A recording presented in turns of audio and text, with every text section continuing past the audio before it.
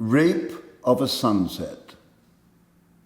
Is your skin akin to whispers uttered in the dark? Is it pregnant with expectations of a touch? Does it warm when breath is bated? Do you honor it that much? I lay reposing, gazing from my dark room out to the blue luminous light of the moon. I close my eyes, the image of the moon captured beneath my eyelids. My mind is tranquil until suddenly a waft of tepid breeze, carrying with it the ozone scent of the sea, with a hint of jasmine from my balcony plants, pervades the room.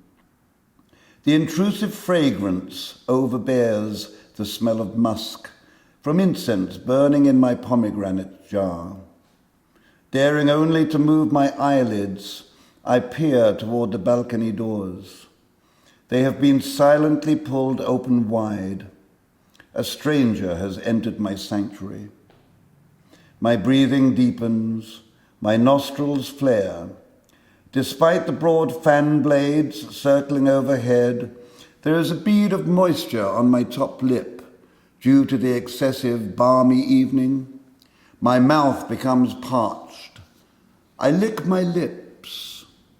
As I lay with bated breath in anticipation, I become conscious of every part of my body. With my senses heightened, I hear more clearly the reassuring sound of distant waves pounding upon the shore. My pulse is beating like a native talking drum, telling me not to be afraid, not to act irrationally, not to be as a fawn startled in a glade that is smitten by panic, but to be instead as calm as a spider encountering a feckless fly that has had the misfortune to intrude her web.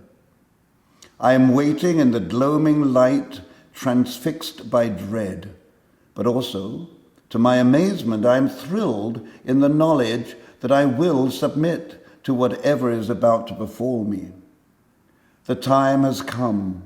I am ready to let go, to jump from the cliff and pummel down or soar like a bird or an angel, as I have always believed in dreams that I could. My eyelids are barely open.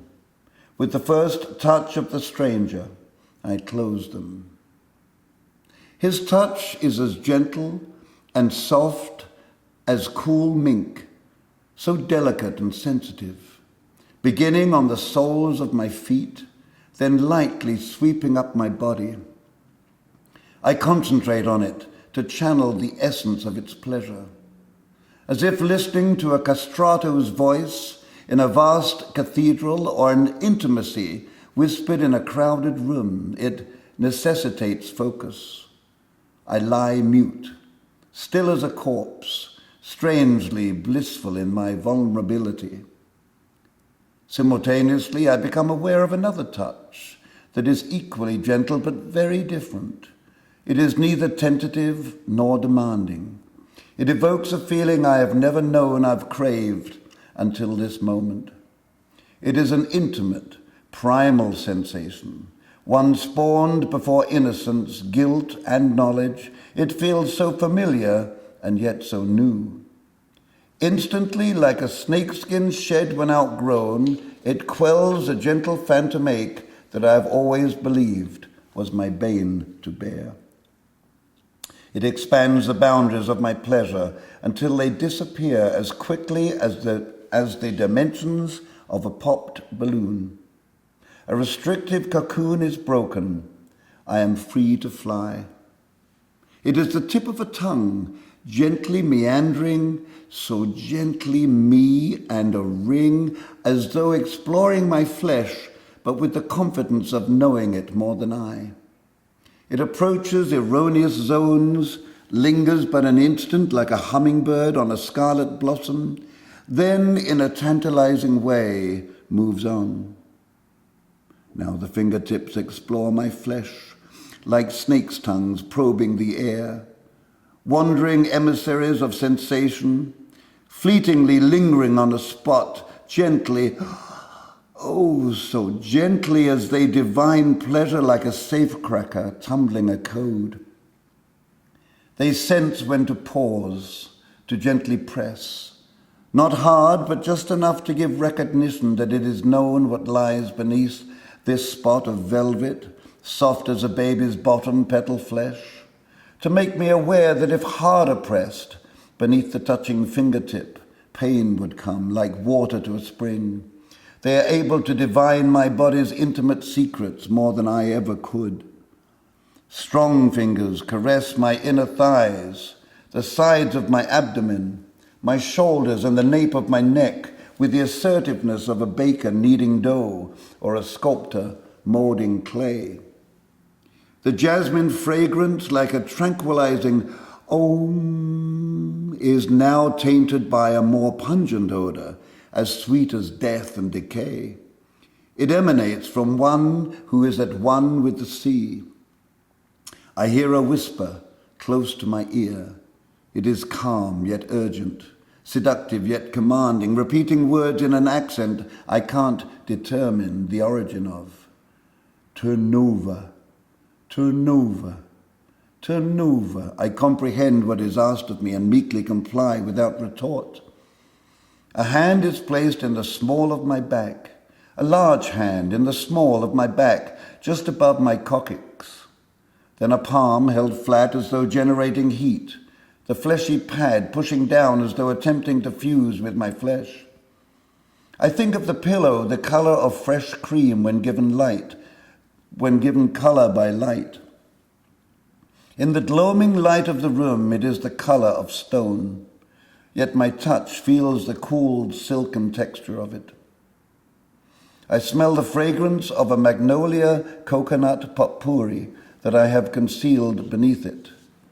My fingers reach to grasp it, to bring it to my nose, but while my right hand is so engaged, my left feels something wooden brush against it.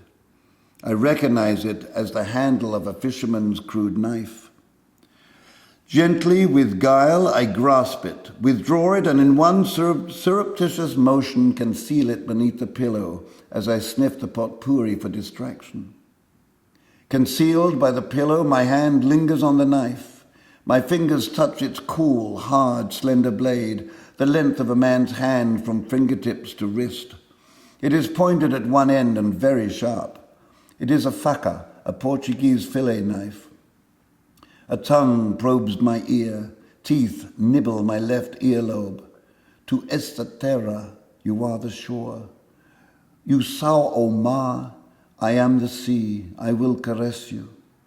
You are the night, I am the day, I will bring light to your darkness. You are a dry well, I am the life-giving rain, I will fill you. Two fingertips simultaneously touch my temples. On a whim, he could kill me now just by applying pressure. My body lies immobile while my reeling mind runs amok, a captured wild stallion that has leapt the corral bars. A hand thrusts through my hair with such abhorrent familiarity, I feel as violated as if it has probed my pubic hairs. The fingertips touch my scalp, then the hand grasps my hair fully and gently pulls my head back. I want to be with you always, to kiss your tender lips and taste your salty tears. The speaker's breath is warm against my cheek. Beneath the pillow I clutch the fillet knife. Releasing my hair, he lays his large hand upon my neck, his long fingers reaching ominously around my throat, while his other hand passes down my spine until it comes to rest between my buttocks. His voice earnestly whispers, "When I take you, I will make you whole. You will make me half of what I am," I think, as I begin to draw the knife from under the pillow. Just then a voice calls from the beach. "Octavio, Octavio, come quick! We must catch the tide. We are all in the boat waiting, so are the fish." The speaker laughs. "I must leave you, my precious. Be patient, I will return. When I do, I will take you to the stars." He stands and strides to the balcony door. "I come," he calls to those who wait in the boat. Then, silhouetted by the doorframe, he stops, reaches instinctually down to check his thigh sheath, and states with consternation, "I'm missing my whaka." He turns to approach again. Our gazes meet.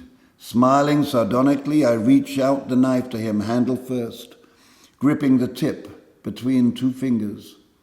He takes it, stares intently at me a moment, unsmiling. Then lifting his head slightly, he nods as if an agreement has been made. As his full lips part, his mouth contorting into a broad, confident smile, I think I see a look of tenderness in his liquid brown eyes, but it may be simply the moonlight's reflection. Laughing, he jibes, "You will hunger for me all night. When I return in the morning with a big catch, we will celebrate and be as one." With that he leaves, disappearing into the night. After a moment I rise, go to my bar and fix myself a stiff maiden's prayer. I take it to my chaise lounge by the balcony doors. My silk kimono lays discarded upon it. I slip it over my shoulders but leave it open without tying the sash. I light a gitane and smoke it while calmly watching the boat sail away on the Black Sea, speckled with fluorescent crests.